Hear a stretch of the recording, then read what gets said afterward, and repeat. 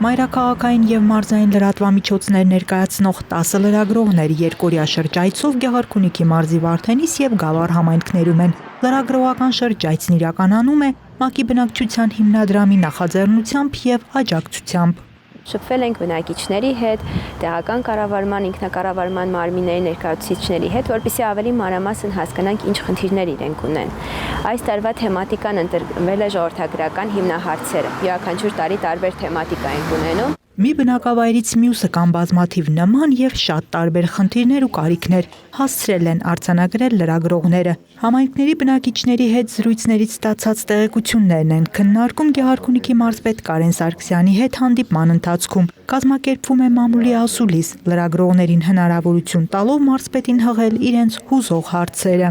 Դրանցից բնականաբար սոցիալ-տնտեսականն է, միգրացիան է և նաև առողջապահական խնդիրներն են, օրինակ անառողջ վարվելակերպերը, տարեցների հարցերը, երիտասարդների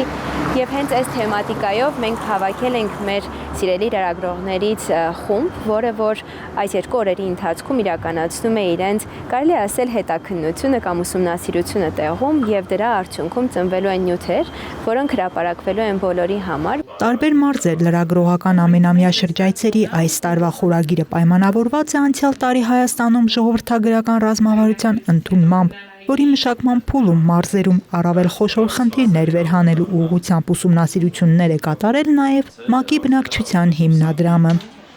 Անահիտ Կարյան, Սարգիս Ալավերդյան, լուրերի համար։